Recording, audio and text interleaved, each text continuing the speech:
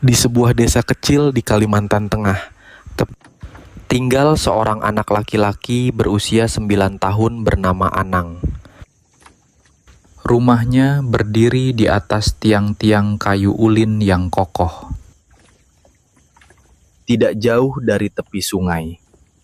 Setiap hari, Anang adalah anak biasa, suka bermain di sungai, memanjat pohon rambutan, dan mengejar capung di sore hari. Namun, satu hal yang selalu mengusik pikiran Anang adalah sebuah kata yang sering ia dengar. namun tidak pernah sepenuhnya dipahami, yaitu kepuhunan.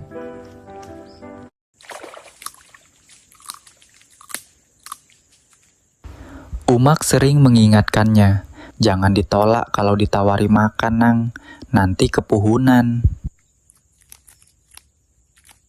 Mak, apa sih kepuhunan itu? Itu kepercayaan orang-orang dahulu, Nang. Kalau menolak makanan itu mendatangkan musibah. Jawaban itu membuat Anang semakin penasaran. Bagaimana mungkin makanan yang tidak dimakan bisa mendatangkan celaka?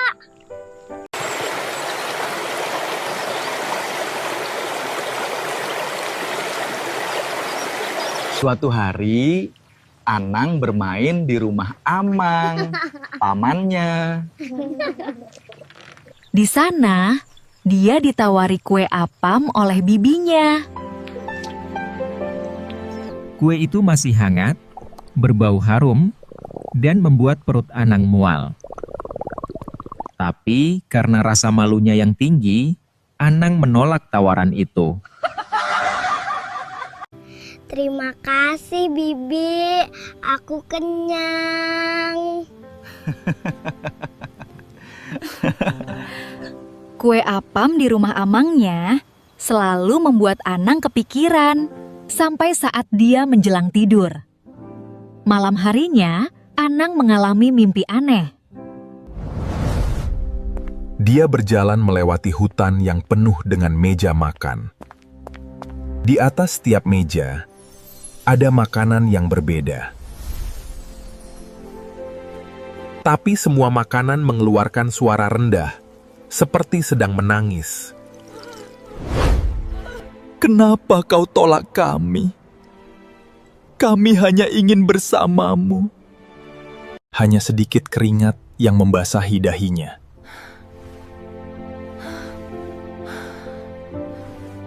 Keesokan harinya, dia jatuh dari pohon nangka saat memetik buahnya. Kakinya terkilir, dan ia harus berbaring seharian. Kakeknya, Kai, datang berkunjung. Kau menolak kue apam kemarin? Iya, Kai. Tapi aku cuma malu. Itulah kepuhunan. Makanan yang kita inginkan, kalau tidak dimakan, bisa menyimpan rasa kecewa. Kadang, mereka memanggil teman-temannya untuk menagih janji. Makanan bisa marah.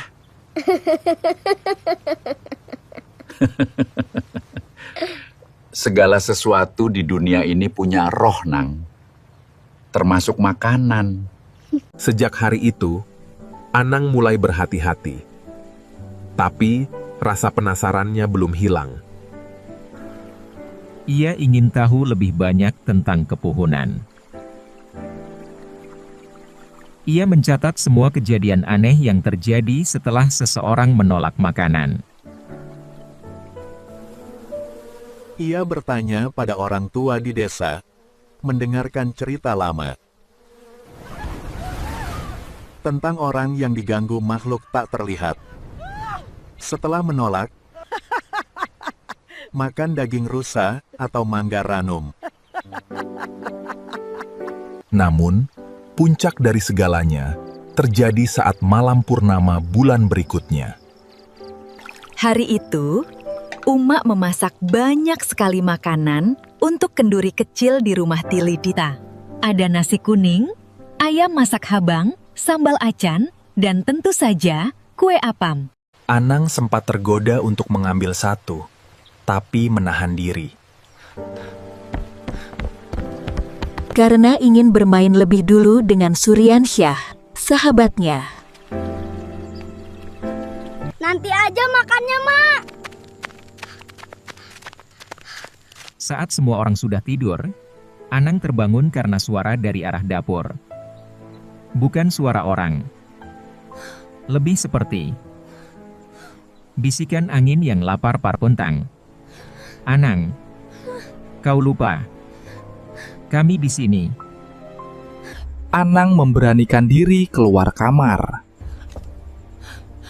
Lampu dapur padam pikan atas meja. Tapi di atas meja, ia melihat sepiring kue apam, uapnya masih mengepul. Tangannya bergetar saat hendak menyentuh piring itu. Tiba-tiba, bayangan hitam menjulur dari dinding dapur. Bentuknya menyerupai tangan manusia, tapi panjang dan kurus.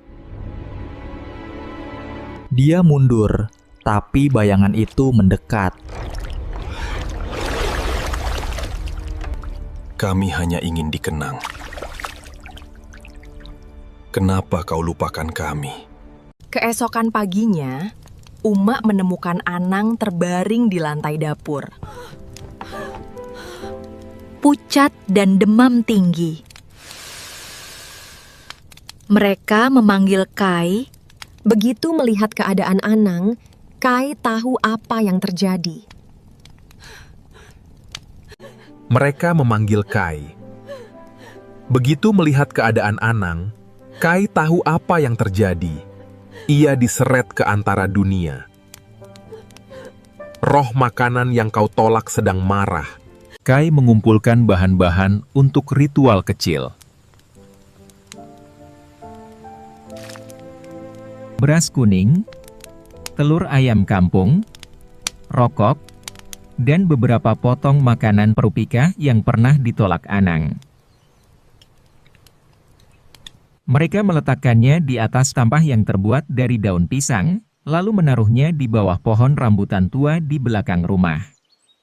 Kai menggumamkan doa-doa kuno, sementara Umak memegang tangan Anang, yang masih gemetar. Tak lama kemudian, angin berhenti. Udara menjadi hangat.